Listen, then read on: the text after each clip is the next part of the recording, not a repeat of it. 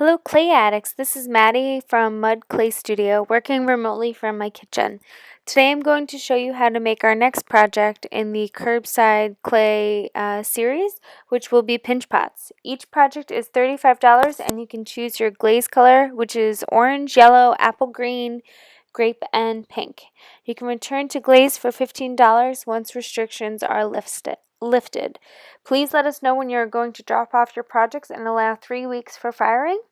We will not email you when they are ready, but we'll let you know a ready by date.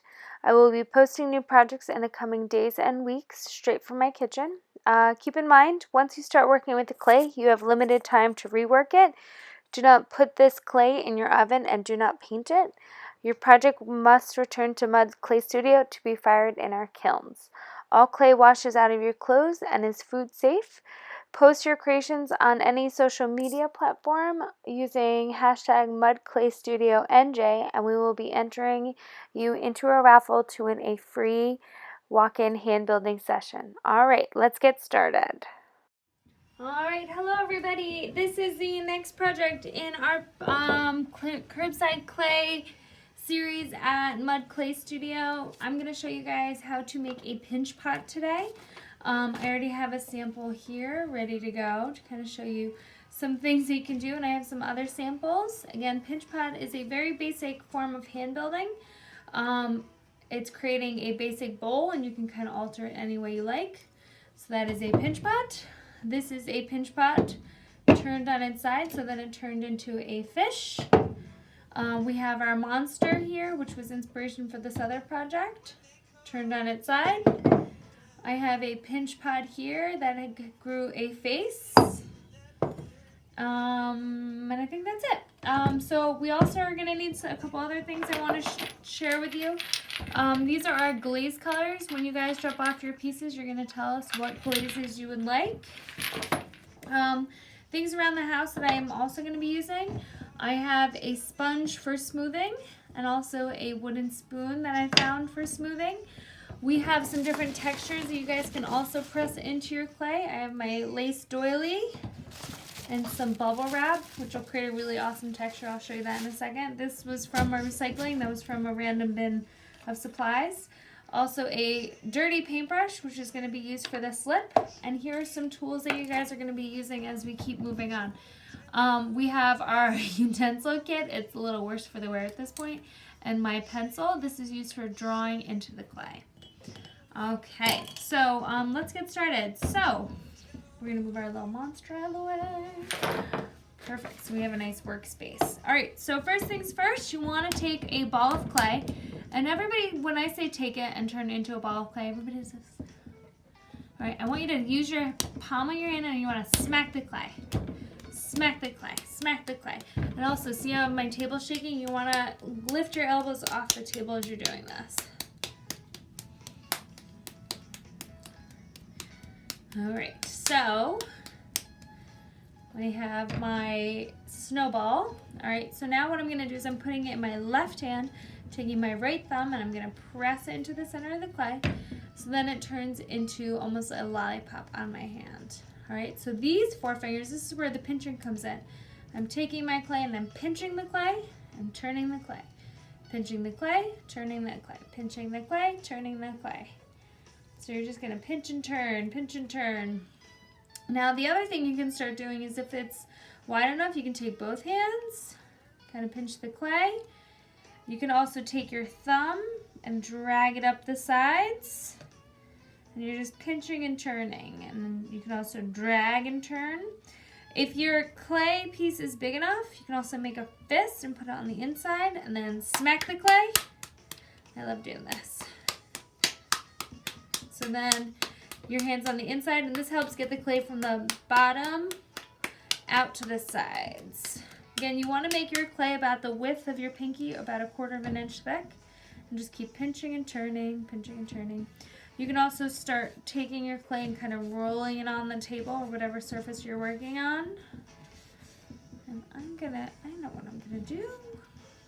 All right. So that is my pinch pot, all right? You can keep smoothing it. This is really great for smoothing. You're also going to notice that as you stretch out the clay, you're going to get these little stretch marks. And I'm just smacking the clay, turning it, smacking it, and turning it. All right. Okay, so pinch pot's pretty good at this point. The other great thing is you don't always have to keep your pinch pots as a bowl. If you want to turn it into a heart, because you just love clay so much, that's another option that you guys can do. I'm gonna kind of, for these purposes, I'm gonna maybe make it a triangle. Okay. So again, I'm just kind of hitting the clay, hitting the clay, hitting the clay. All right, so now I have my triangle piece. The other thing I want you guys to kind of think about with your piece, maybe you want to turn it into, have some texture on the outside. I'm pressing from the inside and laid it on a piece of bubble wrap. So then you have that very cool, like almost honeycomb design. We have another one, and this side. I'm pressing it in. Clay loves texture. Say it all the time. All right, so then I have my texture on the outside. If you're not so happy with how the edge looks, you can either turn it upside down, go tap, tap, tap, and that's gonna help flatten things out. You can also start using your utensils and maybe chop in some clay. Just kind of cleaning up those edges.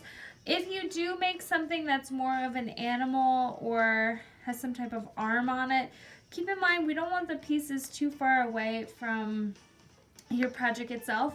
If you make like an arm or spike and sticks out like this, what happens, things tend to chop off. So you want to make things bigger and shorter. If you guys look at the fish. All right, so again, this also has, they stuck it up, but they stuck it up and made it on 2 points of connection, which I'm going to show you guys right now. The other thing is, if you want to, you can start using your sponge. Again, you want a damp sponge, not a wet sponge. Wet sponges break down your clay too fast. We just want to smooth things out a little bit. You can use your damp sponge to do that. Okay. The other thing is, see how there's a little crack right there? You can take some extra clay and create a band-aid. So I just created a coil and I'm going squish, squish, squish, squish, squish, squish, squish. And I would slip and score. So again, whenever you want to attach two pieces of clay, you want to slip and score. So I'm scratching this surface. Okay, I scratch this surface, and now I want to start using my slip. So a slip is glue for clay.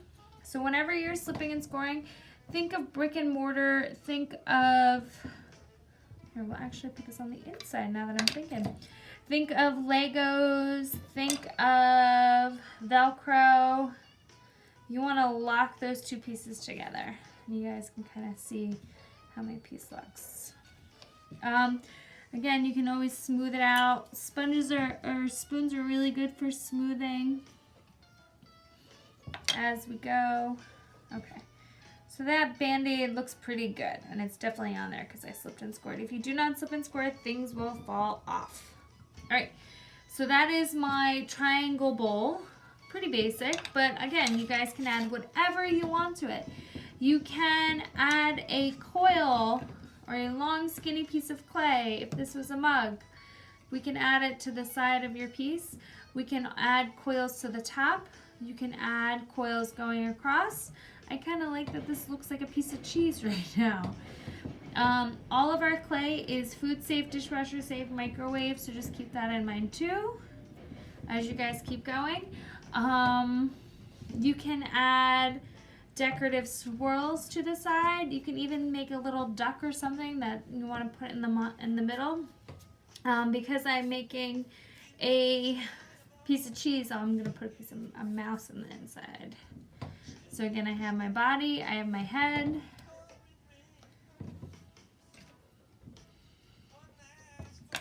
I'm going to scratch both pieces of clay, add my slip, press these together. Again, sometimes when you're working, you're not quite sure what you're going to make, but as long as you start somewhere, you are good to go. The other thing is grab a plastic bag or something just to wrap it up if you're like in between. Sometimes clay wants to be a little drier as we go. But also I'm looking at this piece of clay and I think it looks like a duck. So now I'm not doing a mouse, I'm doing a duck. That's gonna just kind of play with it. Working with it. I gotta make a little beak.